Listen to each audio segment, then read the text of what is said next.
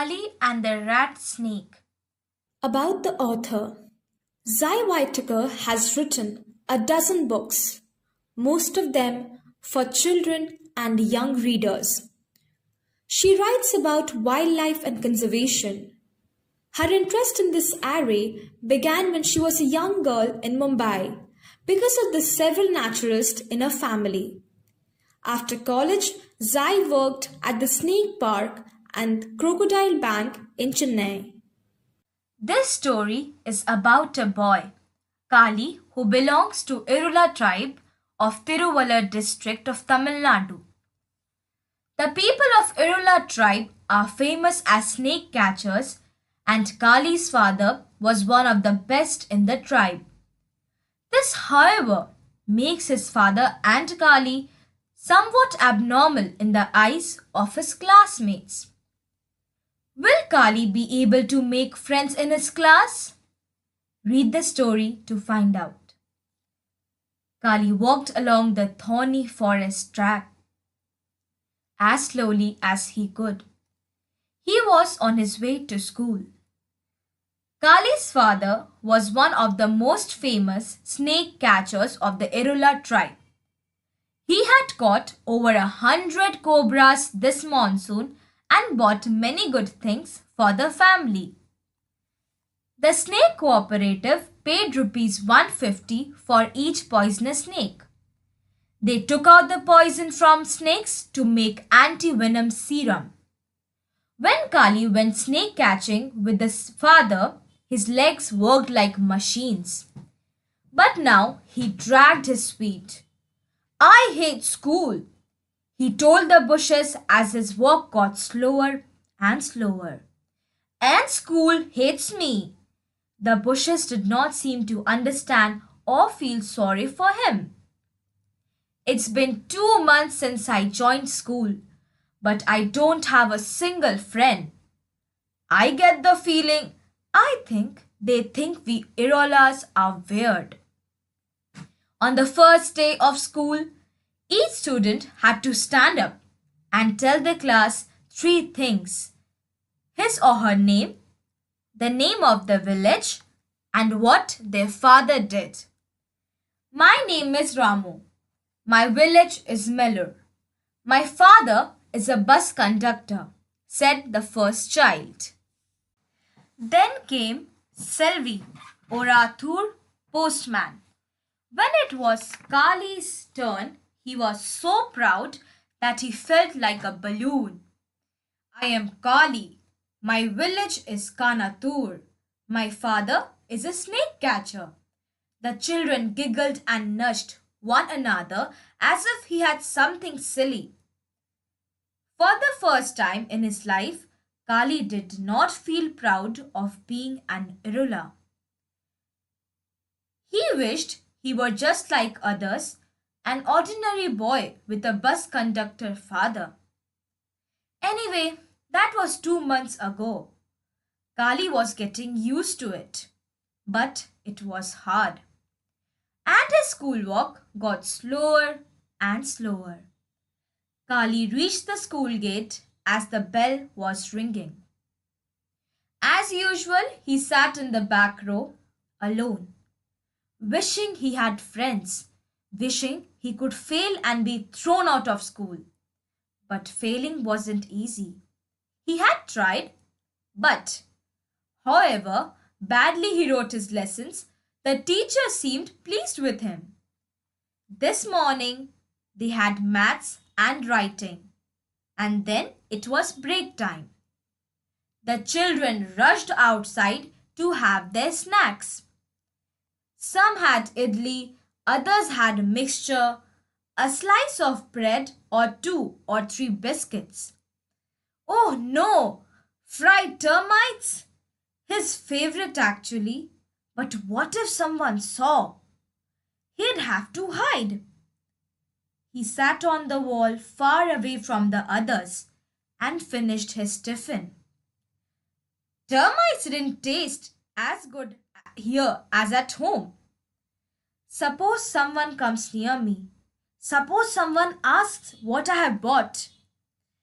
Kali wondered anxiously. The bell rang.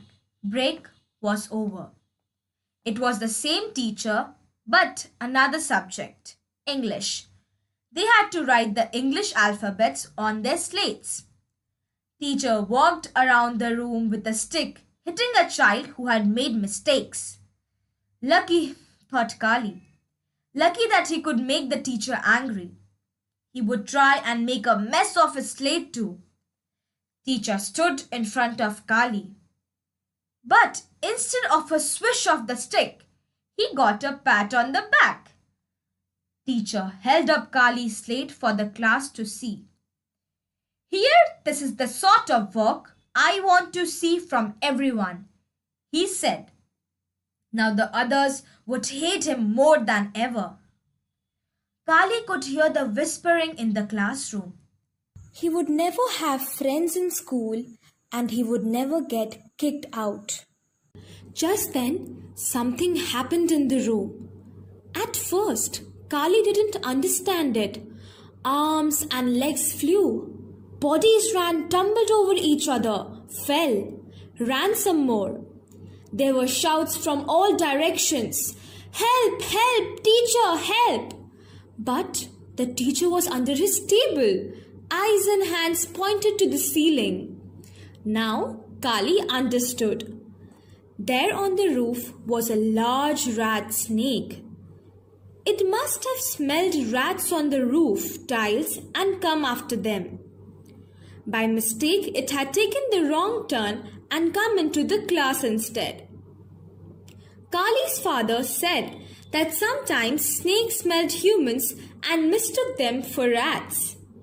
Maybe this one thought, wonderful, here's a room full of rats.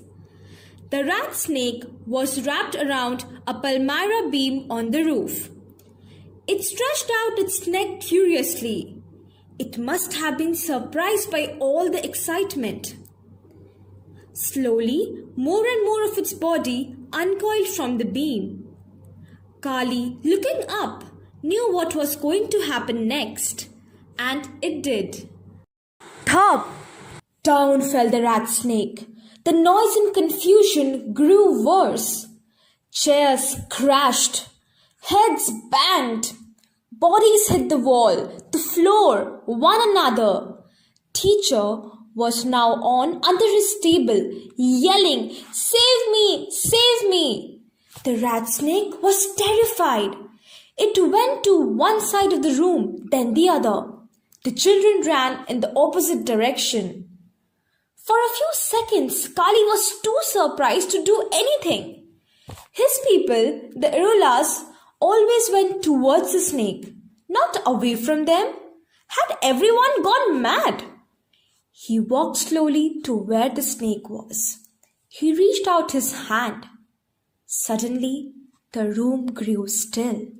No sound, no movement. All eyes were on Kali. The rat snake, it was over 2 meters long, reared back like a horse, opened its mouth wide, hissed and struck. Luckily, it missed Kali's hand.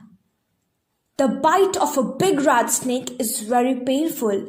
This was the thought that went through Kali's mind as he grabbed the snake behind the head. His other hand gripped the long muscular body. Soon, Kali was all wrapped up in snake. Kali thought he would find a big bag to put the rat snake in. He'd take it home to father. The Vandolar Zoo near Chennai would pay a good price for rat snakes. He'd buy his baby sister a new dress. But what was this noise? What was happening? Was there another snake in the room? Confused, Kali looked up. Everyone was clapping and cheering, and they were chanting, "Kali, Nandri, Kali, Nandri, Kali, thank you." It was so wonderful. Kali's eyes became wet with happiness. He grinned, and clapping grew louder. "You saved us!" shouted one of the boys. "How brave you are! From now on, you will sit next to me." "No, me." And the children started quarreling about whom Kali would sit next to. Who taught you to be so brave? Asked Ramesh, the class bully. Come on, name it. We'll give you whatever you want. Well, what I want now, replied Kali, is a bag, a big one, to put this fellow into. 10 children ran off in 10 directions to find bags. The others looked at Kali with admiration. From the corner of his eye, Kali saw the teacher climb down from his desk. The teacher walked up to Kali, but he was careful not to get too close. Silly children, he scolded. Why did you get so scared, running all over the place just because of a non-poisonous snake? The teacher walked back to his desk. As soon as his back was turned, Kali and the children grinned at one another. Secret grins, the kind that friends used.